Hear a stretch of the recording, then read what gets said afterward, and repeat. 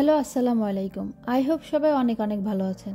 Welcome জানাচ্ছি আমার নতুন আরও একটি ভিডিওতে। আজকে আপনাদেরকে সাউথ কোরিয়ার একটি জনপ্রিয় আইল্যান্ড জেবুদো আইল্যান্ড দেখাবো। ইনশাল্লাহ আপনাদের ভালো লাগবে। তাহলে চলুন শুরু করি। আমরা জেবুদো যাওয়ার জন্য গতকাল রাতে প্ল্যান করেছিলাম, কারণ পরের দিন হলিডে ছিল। সকাল সকাল রেডি হয়ে বাসা থেকে রওনা হলাম। আমাদের এই আইল্যান্ডে পৌঁছাতে প্রায় 1.5 ঘন্টার মতো সময় লেগেছিল গাড়িতে। ফাইনালি আমরা জেবুদো আইল্যান্ডে পৌঁছে গেছি। জেবুদো সি বিচ পশ্চিমা সাগরের একটি ছোট দ্বীপ, যা বিভিন্ন আশ্চর্যজনক ঘটনার জন্য পরিচিত। কারণ এখানে সমুদ্র দিনে 2 বার খুলে যায়।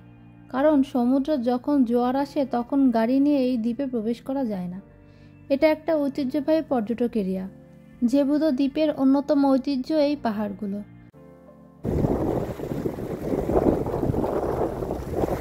যখন সমুদ্রে জোয়ার আসে তখন এই পাহাড়গুলো চারিদিকে পানিতে তলিয়ে যায়। আমরা যখন গিয়েছিলাম তখন ভাটা ছিল। ভাটার সময় হওয়াতে কোরিয়ানরা বিভিন্ন শামুক ঝিনুক কুড়াচ্ছে। জোয়ার আসলে এই প্লেসগুলো সব পানিতে তলিয়ে যায়।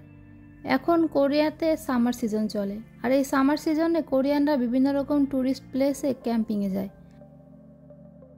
আমাদের দুপুরের খাওয়ার জন্য আমি বাসা থেকে খাসির মাংসের তেহারি রান্না করে এনেছি।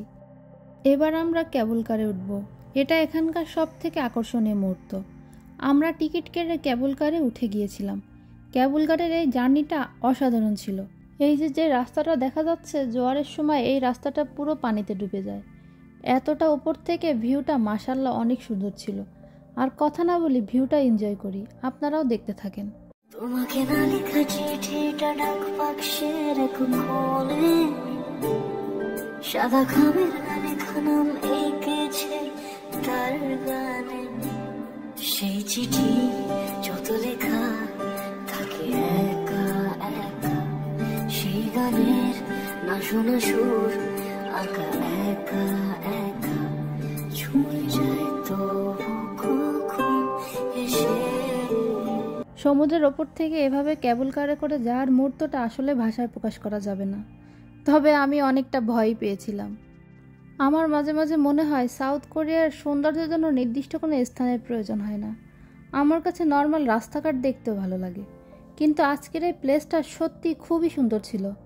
সারাটা দিন ঘুরে এতটাই টায়ার্ড হয়ে গিয়েছিলাম, পরে আর কিছু ভিডিও করা হয় নাই। এখানে ঘোরার মতো ও দেখার মতো অনেক সুন্দর সুন্দর স্থান আছে।